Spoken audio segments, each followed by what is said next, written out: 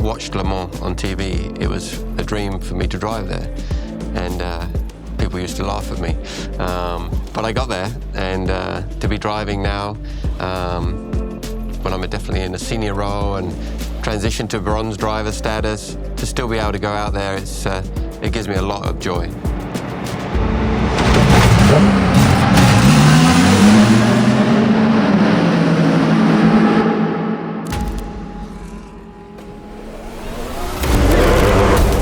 How we deal with drivers. I wanted to kill her. We are losing one lap.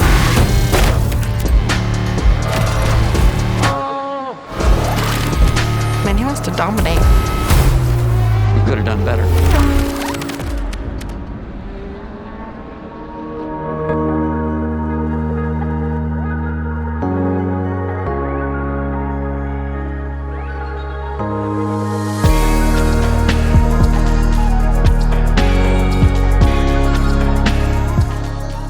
James. I'm the driver of the number 27 and team principal of the Hypercar Racing Team. The driving part is actually my relaxation part. When I get in the car, I can relax and just focus on that. And then when I'm out of the car, I'm overlooking both the Valkyries and the GT car. So it's quite complex and busy my weekends these days.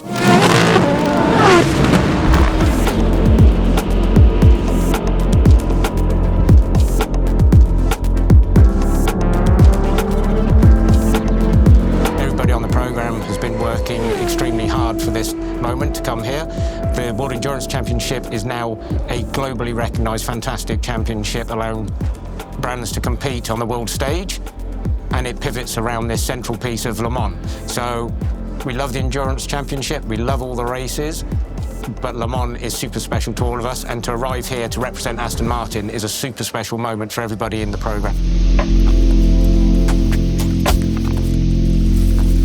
Yeah, you know, that's a long time ago, right? 1959. Vantage has been the most successful Aston of all time at Le Mans. It's won 5 times, going for its 6th here. But in terms of the overall win, you know, when you've got that many years in between it, there's a little bit of pressure on. And you know, Aston Martin's a halo brand. You know, it's got to be up there competing with the Ferraris and Porsches of this world. And you know, hopefully, Hypercar Racing is the team that brings them back to the front.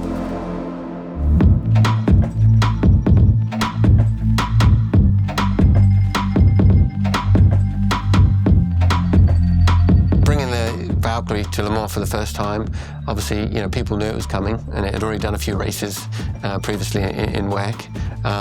But the appreciation from the fans, and just the first time some of them, you know, could hear a screaming V12, and you know, there's a lot of younger fans that have never experienced that in motorsport. So for us to be able to bring that to everybody was you know, a really great moment, and just lots of fan interaction and people coming up and say, hey, thanks a lot for having that car here, because it quickly became a fan favourite. So that was very gratifying.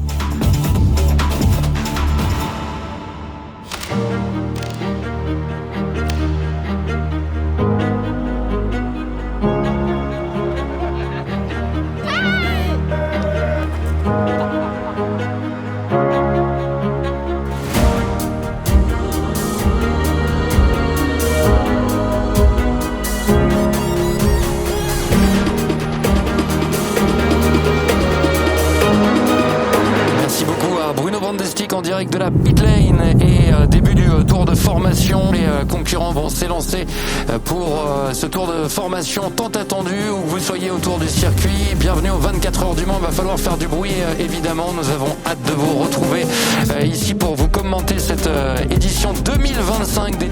Sure, let's do under the bridge. We've not seen these in recent years.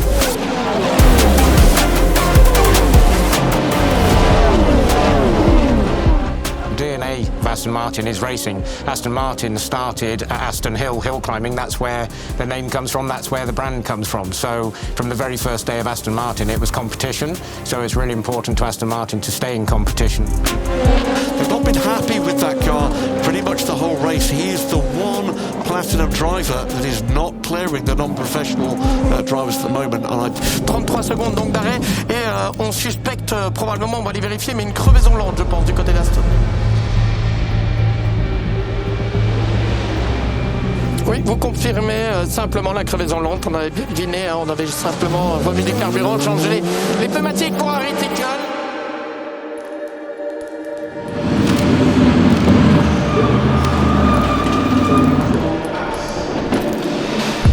Yeah, well, we're very fortunate. Like the whole crew is awesome, you know, and they all have a lot of experience here.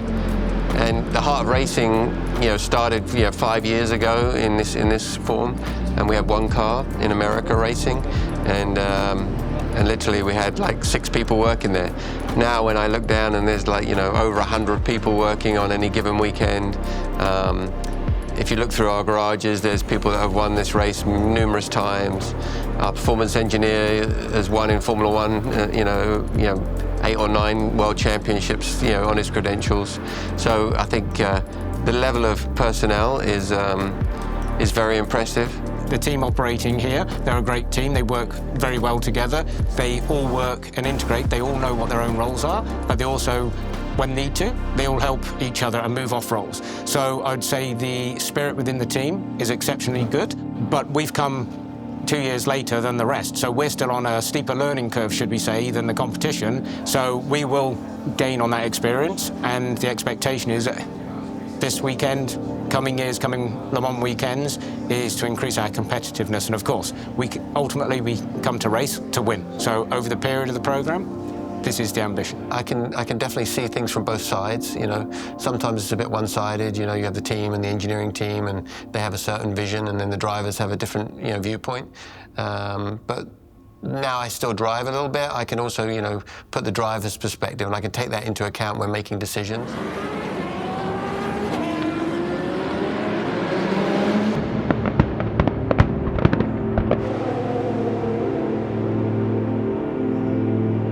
I think all drivers, do it differently. Myself, I don't really sleep, during a 24-hour race, because my mind's pretty active. Like I said, dual role. I'm worried about other things when I get out of the car, and I never really have slept much during a 24-hour race. I like to just, the adrenaline's going pretty high at that point, so sleep's not really on my menu. But some drivers, they get out of the car, they take a quick physio and take a shower, and then they can sleep for 4 hours till they get in the next time. But it's just really a personal thing.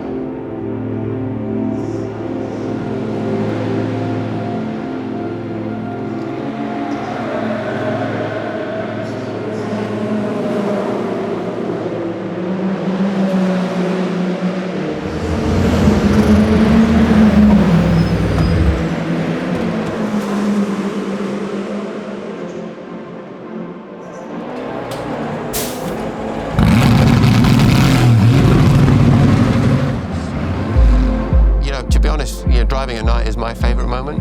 I find it, it's such a privilege, and when you come out of Mulsanne corner and you head up to Indianapolis and you just see the trees buzzing by and the headlights just glinting off them, I pinch myself that I get to do that.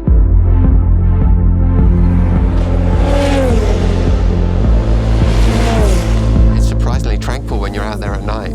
And you're going down the Mulsanne and 6th gear, you see all the lights start to flash, and as the speed comes up, the gear shifts, and for me especially, and I'm sure other drivers, you kind of get in a zone because all the peripheral goes away, because you don't see anything. It's just pitch black out there. You just see the beam of the headlights, and hopefully I get to do it a few more times.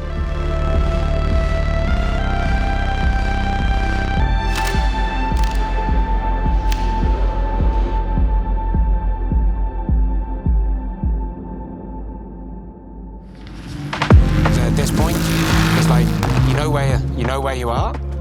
Then it's about just doing the same thing over and over again, just managing the thing. And you have, at that point, you either know you're done, or maybe there's opportunity. And this is the point at which either, okay, maybe not this year, or maybe at this point you go, yeah, there's an opportunity here.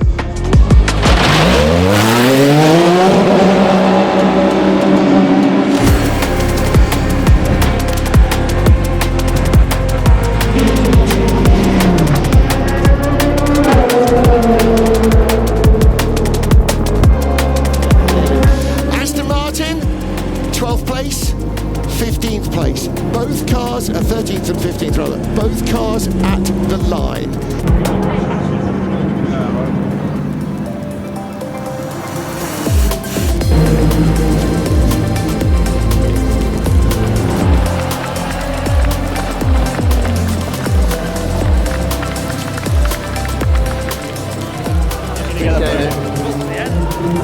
Thanks, mate. Thank you. Thank you. Right, never ending. Thank you. Reach the finish. So that's brilliant, you know? Thanks, mate. Thank you. Well done, boys. Well driven. Relief, you know, to get both Valkyries to the finish line, that was my dream. Yeah, to do 48 hours of racing with them. We just narrowly missed out on a podium with the GT car, you know. Luck wasn't quite with us for that, but, you know, my teammates Mattia and Zach just drove phenomenally. So 3 cars to the finish line, all in one piece. It's, yeah, a great weekend for us. This year at Le Mans in 2025, I mean, obviously the GT car, we started on pole and we finished 4th overall. It was a great result for us. It was our first time in hyperpole for the 009 Valkyrie. But I was immensely proud of, you know, all 3 teams to get to the finish and have no issues really. It was tyres and fuel for 24 hours, which is very rare to have 3 cars like that.